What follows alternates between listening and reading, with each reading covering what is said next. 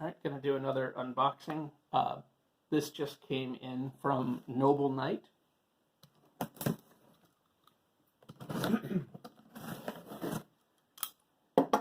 Though my particular current drive is toward different types of games, you know that Call of Cthulhu is my. If I had to choose only one game, I would say that it's my favorite game. Cosmic horror. It's a genre I really enjoy.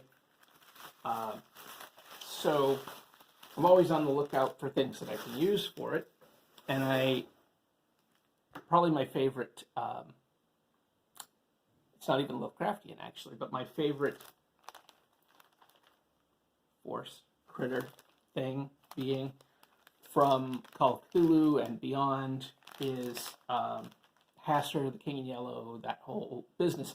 Particularly the interpretation done through Pagan Publishing, the way the guys from Pagan Publishing used to handle it, and I think that's continued on through to what they're doing these days. The idea of Hastur being essentially entropy, the force of entropy, and the King in Yellow being just a manifestation of that in the case of madness. So I got this set of adventures for Trail of Cthulhu. The authors. There we go.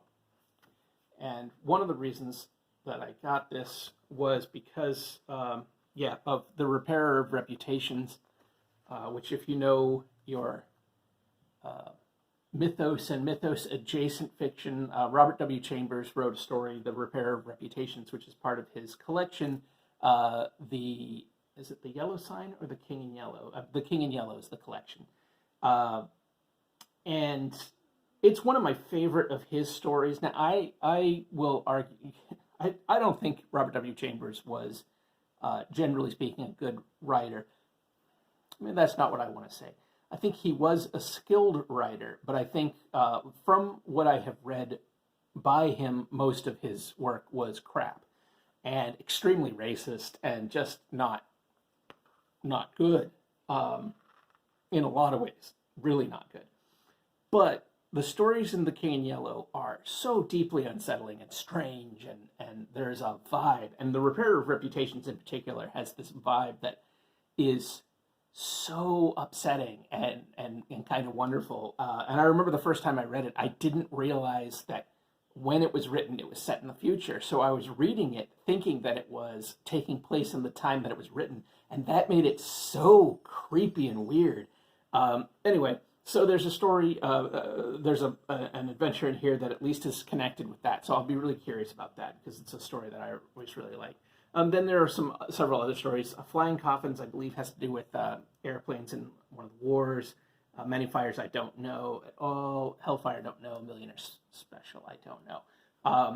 But I find a lot about Trail of Cthulhu really interesting, even though I don't necessarily think that Trail of Cthulhu is my preferred way of doing Call of Cthulhu, but there are elements of it that I really do like.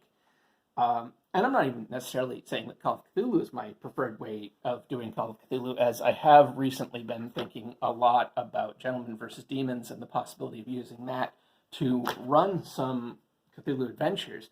But it is about planes. Here we go. World War I, it looks like. So that's great. But anyway, I picked this up. I want to run Masks of Nyarlathotep at some point. I also am fairly fascinated by the Trail of Cthulhu campaign, Eternal Lies, but also by the recent Children of Fear from Chaosium. But one of the, again, Hastur, the King in Yellow, that whole thing, that has always really, really pulled me in. It's really drawn me in, and I find it really fascinating. And that's kind of what I would really like to dig my teeth into. Chaosium's published some stuff, Ripples from Carcosa, and another one, the name of which I can't remember right now.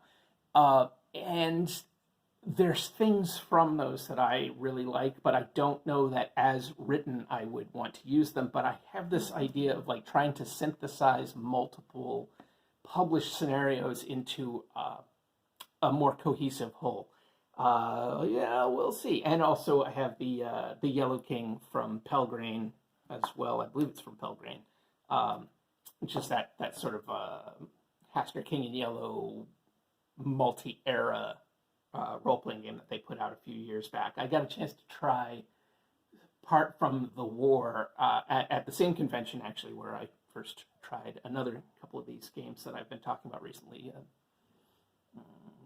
Not Dungeon Crawl Classics, but Warhammer Fantasy and the Age system, some other stuff. Anyway, that's my plan. At some point, maybe take these adventures, give them a read through, see how I can synthesize them into something that works better for me, and we'll see where I go from there. So, all right, take care, everybody.